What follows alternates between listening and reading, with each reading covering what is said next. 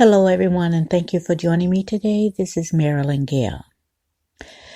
Listen, guys, before I get started with the article, I want to invite anyone who has not subscribed to my channel. You can do that now and click the notification bell. Now, on with the article. Now, this was in Milwaukee. Tashana Ward, a 25-year-old daycare teacher from Milwaukee, she died January 2nd while trying to find a doctor to help her. Ward's family is seeking answers from froedrert-hospital, and I think I pronounced that right, where she spent more than 2 hours in the emergency room before she left to find quicker care, and later she collapsed. She had reported chest pain and tightness of breath. Now, the Milwaukee County Medical Examiner's Office has not determined the cause of death. It's reported that Ward was admitted. They don't know whether she was admitted and seen a doctor before she left. Ward's family said she was kept in the waiting room and was not under any monitoring when she decided to leave. Now, a spokesman from the hospital provided a statement. The family is in our thoughts and have our deepest sympathy. We cannot comment further at this time. Officials did not answer questions from the Milwaukee Journal-Sentinel about the death or general emergency department procedures. Now, Ward's family said they are scheduled to meet with representatives from the hospital next week. How can you triage someone with shortness of breath and chest pain and stick them in the lobby, says Ward's cousin, Adrian Ward. The hospital needs to change their policies. Now, Ward began to have chest pains and trouble breathing while she was working that afternoon, and Ward's sister drove her to the hospital. They checked her in at 4:58 p.m., according to the medical examiner's report. The hospital staff checked her heartbeat with an electrocardiogram, which appeared normal, according to the report. A chest x-ray revealed cardiomegaly. I think that's how you pronounce it, but in essence, it's an enlarged heart. Ward had heard this before in March, when her baby died after the umbilical cord wrapped around the baby's neck, and Ward was told she had developed an enlarged heart during the pregnancy, according to the medical examiner's report. The report doesn't say whether Ward retained an enlarged heart since the pregnancy or if she had a more recent flare-up.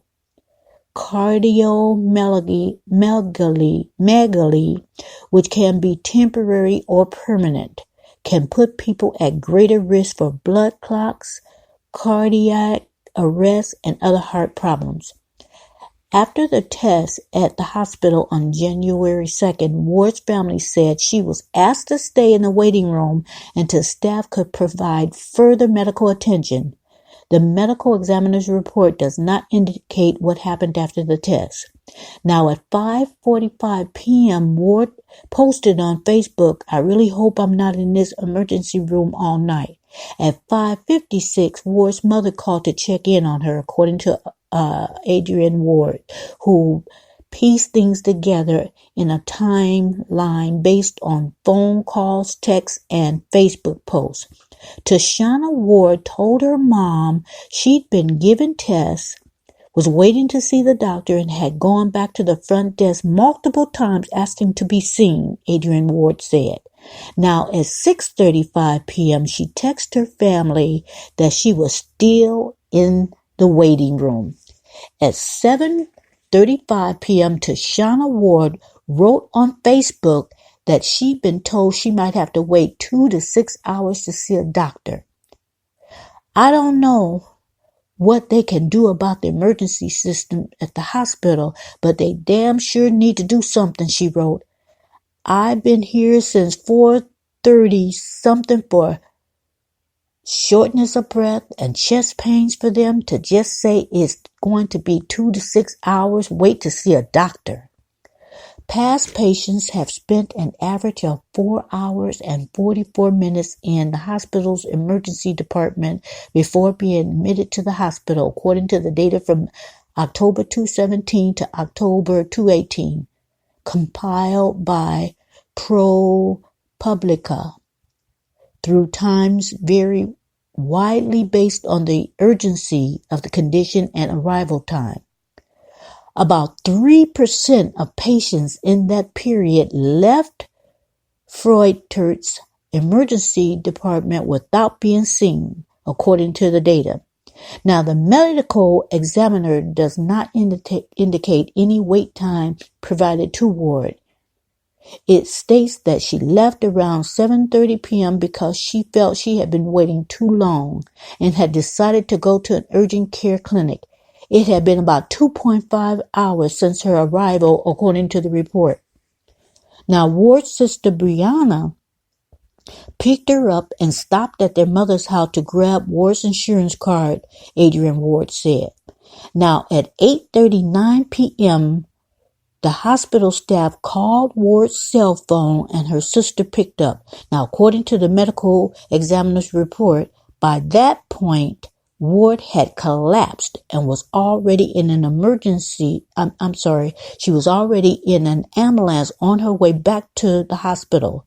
The report doesn't say why the hospital staff made the phone call. The ambulance arrived at 9:07 p.m. according to the report, and at that point, Ward was unresponsive, the report states, and was soon pronounced dead. Adrian Ward found out what happened from her cousin's mother, Yolanda. She called me and said, "My baby stopped breathing," Andrea said. And I zoomed over and she was swearing and she said she was just at the freaking hospital and they kept her waiting. Yolanda Ward referred an interview request to her niece, who is helping her manage the many tasks suddenly at hand. "She's very overwhelmed," Adrian Ward said. "Too much stress. Her blood pressure is shot up. It's all too much." The family members had questions for the hospital. As news of Ward's death spread on Facebook, many people shared their own stories of waiting for hours in an emergency room.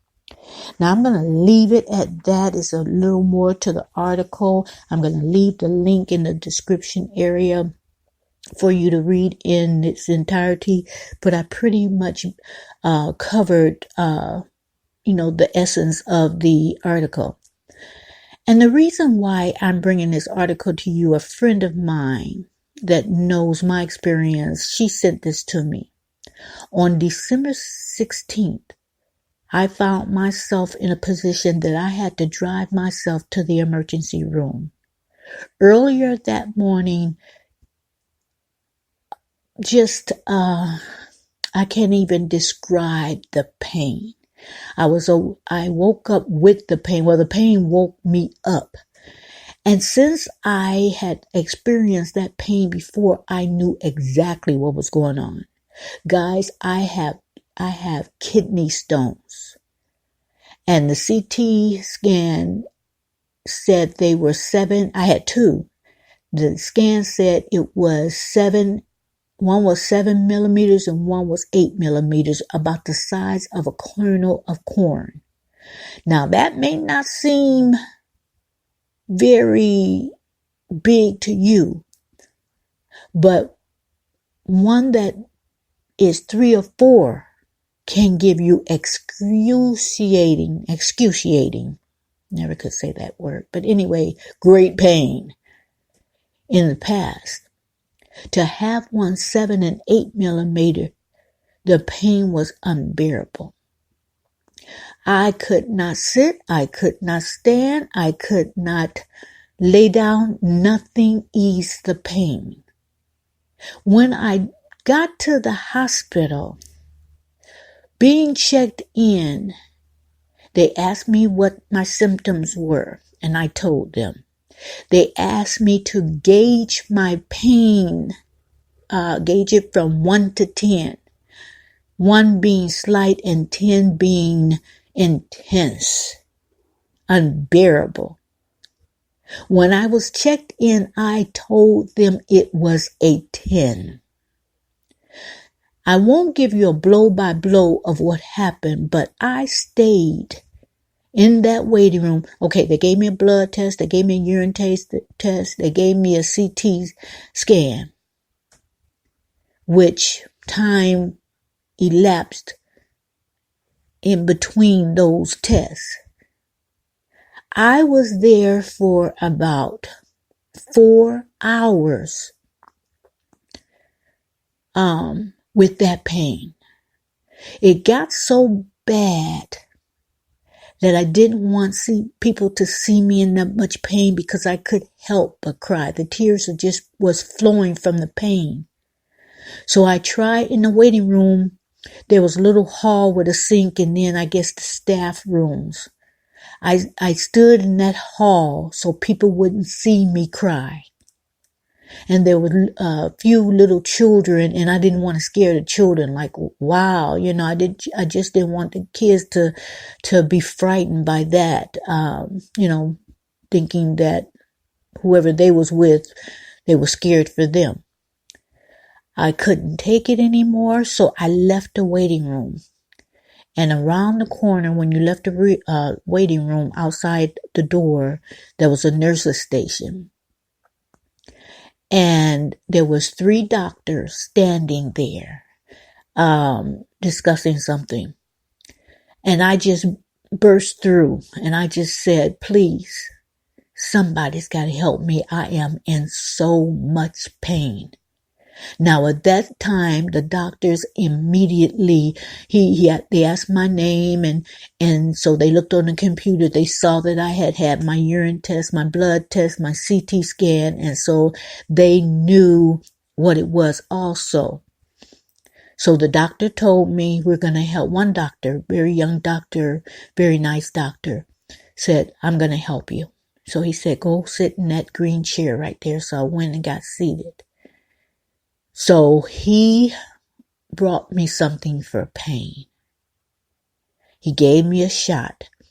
And he said, okay, we'll, continue. You'll talk to the doctor that's assigned to you. I just want to give you something for your pain. It should start working in the next 15 minutes or so.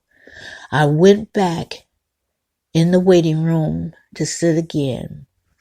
Now, mind you, I'm waiting all this time. But it seemed to me that I'm going to exclude the doctor because he jumped on it. As soon as I told him and he saw the tears, he gave me that. He just, wanted to read the information on the computer and he gave me that shot for pain. But mind you, at that point, I had waited. I had endured that pain. How I did it, I look back, I could not tell you how I did that. But I tell you what. The person who takes care of the insurance, it was a couple of them around, and they had like a movable, I don't even know how to describe it, like a movable tray with information in the computer, and they could go up and down the halls or in rooms or what have you. You guys in medicine that work in the hospital, you know what I'm talking about, but I just don't know the name of it. But I tell you, they were set on getting that information. That seemed to me the most important part, getting my medical insurance and getting that information so they could bill me. And I understand that doctors need to bill you. I understand that, excuse me, I understand that in order for a hospital to operate, you need money. I understand that the staff need to be paid. I understand all that. But first, give me some pain, some for my pain. Don't have me sitting up there trying to answer your medical questions and I'm almost delirious with pain. And in between that time, they had to interrupt the person. Okay, we're going to give you your CT scan. Okay, we're going to do this. We're going to do that. And all the while, I am in excruciating pain. Why not go ahead and give me the test, leave me alone, because they couldn't give me a pain shot, until they gave me the test. And I understand that, but still waiting to get something for 4 hours. So I understand what went on with Tashana. Okay, mine wasn't serious. She ended up dying. But the pain from a kidney stone, and I'm telling you guys, or a gallstone, I'm telling you guys, and those who have had that condition know how that hurt. Oh, the pain is unbearable. So I just felt like I wanted to tell this story because it is ridiculous how long you have to wait in the emergency room. I've seen things on television where this elderly lady was waiting for care in the emergency room. They took so much time that, and the cameras from the hospital was on, so they filmed all of this, and it was released. I can't even remember what show. It might have been Dateline or 2020. I'm not really sure. But she keeled over out of her seat. She was on the floor and no one still came to see about her. You can see her trying to get up. She couldn't, and she died on that floor. Oh, it is ridiculous. Now, I know there are dedicated doctors and nurses and health care, and a lot of times, they just don't have some of the medical staff have to go according to protocol, I guess. I don't know. I've never worked in the hospital. So I'm not really sure. I do have relatives that are RNs and what have you, and, they've told me a few things, But I tell you, it's ridiculous. Now, let me tell you this true story I know, and this has been a while, maybe about 10 years ago. I had known this lady for years, and, she had a background of drug use. She was homeless, and, she would just walk around sometimes, in the early hours in the morning, nothing on but a nightgown. And so, but we all knew her in the neighborhood. When we see her, we give her, money or whatever. And, if you didn't give her as much as she thought she should have, she kind of side-eyed. But, she was a nice lady. Someone had strung her out on drugs, and since the drugs, she had not been herself, because I had known her way before she used drugs. Well, she went to the local hospital. She walked there. She walked everywhere. And she waited so long in the emergency room, she left. But she didn't make it out of the parking lot. She collapsed and she died in the parking lot. So this has been an ongoing problem for years, guys. For years. It's just, I don't know what the solution is, but maybe, and I'm not blaming the doctors, because, I know that their colleagues get together, the doctors, and they discuss things. So I'm not going to say it's one particular person, but somebody need to schedule these things more in the timely manner. And sometimes people standing around and patients are in the waiting room, I just don't want to blast all of them, because without the dedicated doctors and nurses and all the other staff, I shudder to think, many more people would die.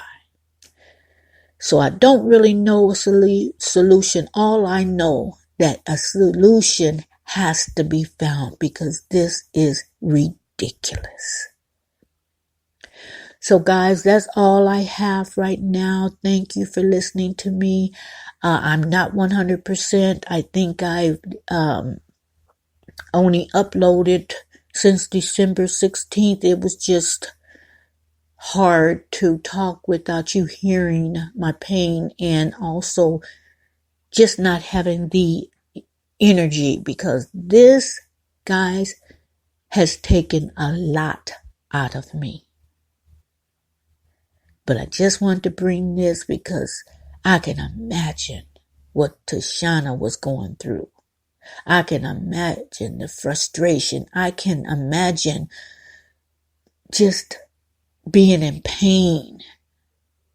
And you're in the hospital, and when you reach the hospital, you're saying to yourself, good, I'm going to get treatment. This too shall pass, because somebody's going to help me. And I just say, I just send my condolences to the Ward family, because I think if she had been seen in a timely manner, this would have turned out different.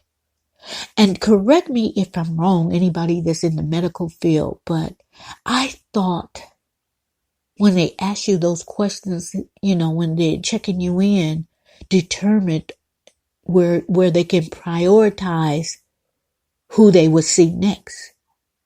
If you're crying and you're squirming all in your seat and they ask you your pain level and you say 10, and somebody else has a limp, they sprained their ankle, wouldn't you think the person whose pain is gauged at a 10 would be seen first? Wouldn't they prioritize someone who has pain in their chest and and shortness of breath? Wouldn't you think that condition would be prioritized above most people? Because instantly, with me not having a lot of medical experience, would say, "Ooh, that sounds like that may be a heart attack, guys. Let's see her." Correct me if I'm wrong. And because I'm not going to act like I know everything about medical, but I know with the layman's frame of mind that could possibly be a heart attack.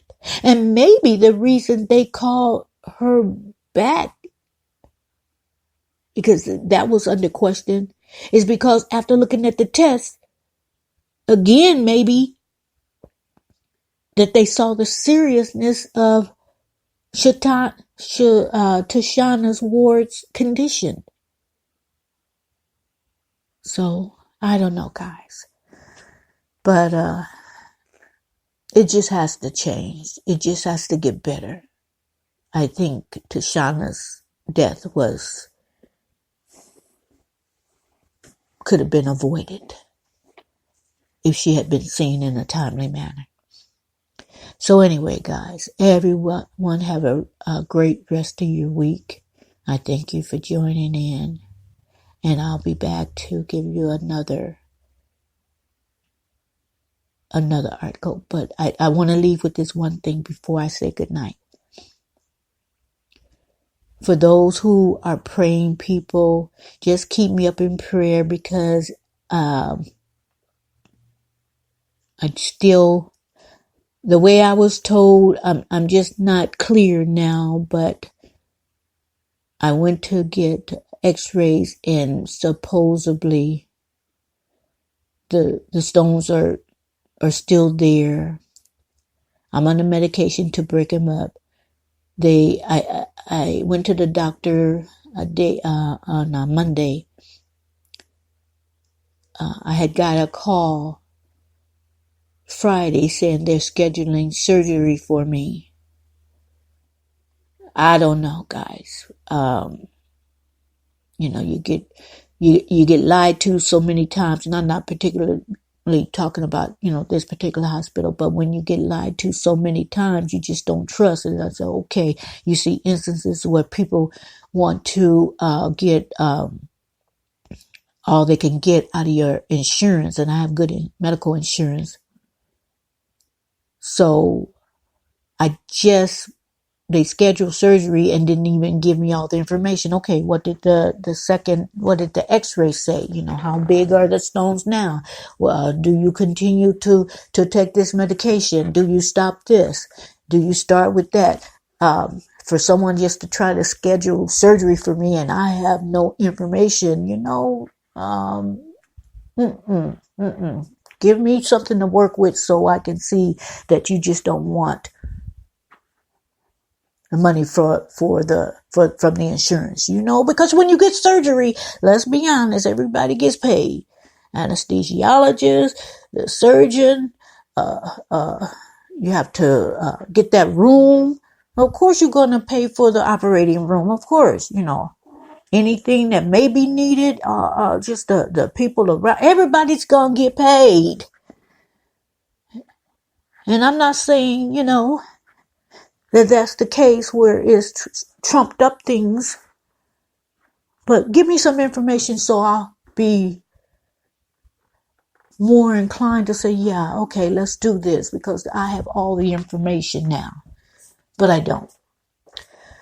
So I'll keep you, without dragging this out, I'll keep you informed. And like I said, all you praying people, pray for me. Let them kidney stones all dissolve the way they're supposed to dissolve. And guys,